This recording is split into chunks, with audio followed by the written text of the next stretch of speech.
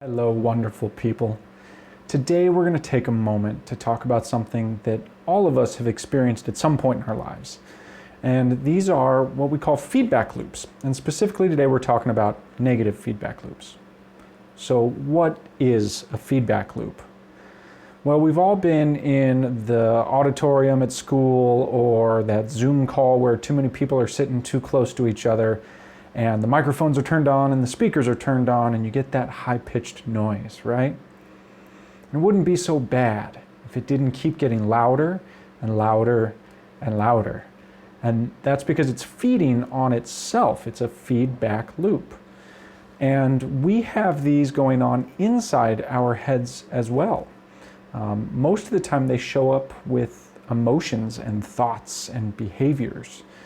And the two that really stand out because they've got really clear kind of diagnoses are anxiety and depression.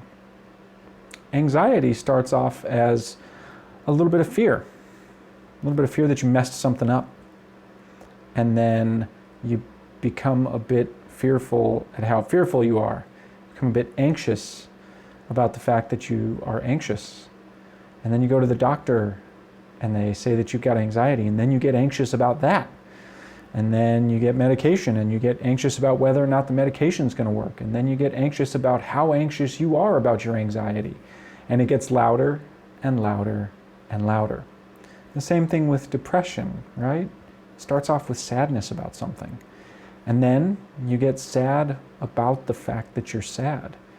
And then you get sad that you can't stop feeling sad. And then you're sad about everything, right? It gets louder and louder and louder. And it happens with other emotions too. We've all seen that one coworker that is a total angry rager, and it starts off with something small, and then they get a little more angry, and then they get angry about that, and then they get angry about the fact that they're angry, and they're often projecting on somebody else, and all of a sudden they're rage quitting their job over something as simple as a pencil that didn't get sharpened or something stupid, right? And this is just the way that our brains work for whatever reason. We have this capacity to fall into these feedback loops. And there's positive feedback loops as well, right? Sometimes we are really present and then we get joyful about being present, and then we're joyful that we're joyful. And then we're so joyful about the fact that everything is suddenly easier and wonderful and beautiful, right? But the positive feedback loops rarely cause a problem in our life. Unless maybe you've got some other diagnoses.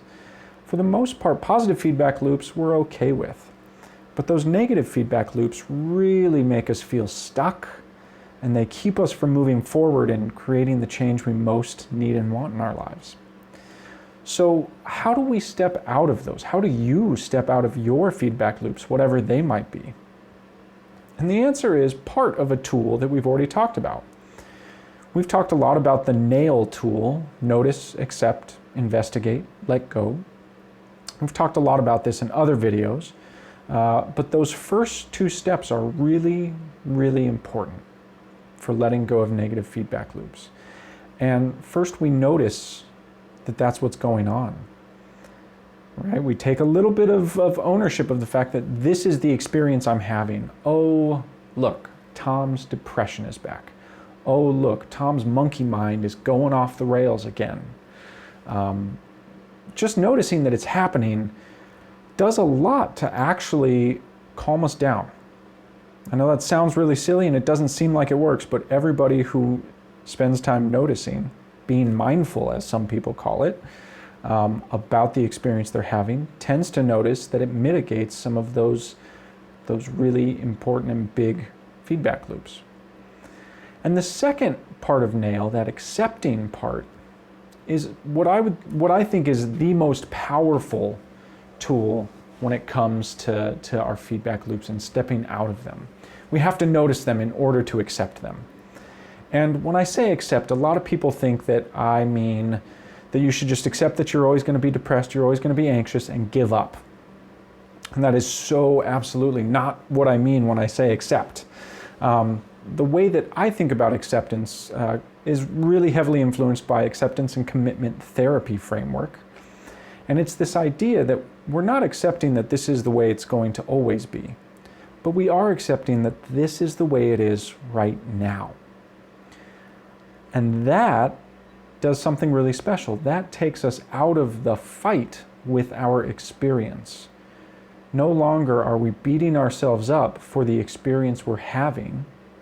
We're able to just accept that this is where we are right now, and that in all likeliness, it's going to fade sooner rather than later, or at least the intensity, the edge will be taken off of it, and then we'll have a little more control. And when we get that little bit more control, we accept that that's where we're at. And it kind of turns that volume down on those speakers until the noise isn't feeding back anymore. And then you can go about your daily life. Now, the I in nail, investigate, is something I generally say when you're in a negative feedback loop and you're not practiced at getting out of it. Don't worry about investigation yet. Investigating why you're in the feedback loop is really valuable, but only once you're out of the feedback loop. Otherwise, it adds more noise, and it can cause, it can trigger those feedback loops to get louder.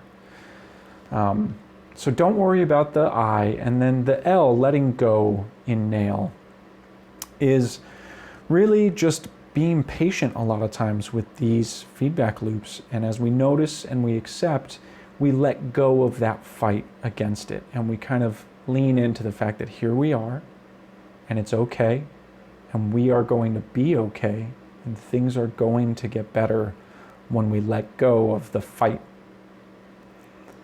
So that's the tool that I think is really useful and really helpful, and what I've seen work for people when they're stuck in those negative feedback loops. So what I'd invite you to do today is to go ahead and grab a pen and paper and see if you can identify some of your feedback loops. What are some of the thought patterns or the emotions that you get involved in that get louder and louder? They get more and more noticeable, and they feed on themselves. Go ahead and write those down. And then when they show up in real life, notice them. Accept them. Accept that that's where you're at right now. See what happens. My guess is letting go will get a lot easier than if you were fighting them. So that's what I've got for today. Go ahead and feel free to comment below or message me. Let me know what you come up with, how it goes, and I look forward to talking to you again next time. Stay awesome, and we'll see you again soon.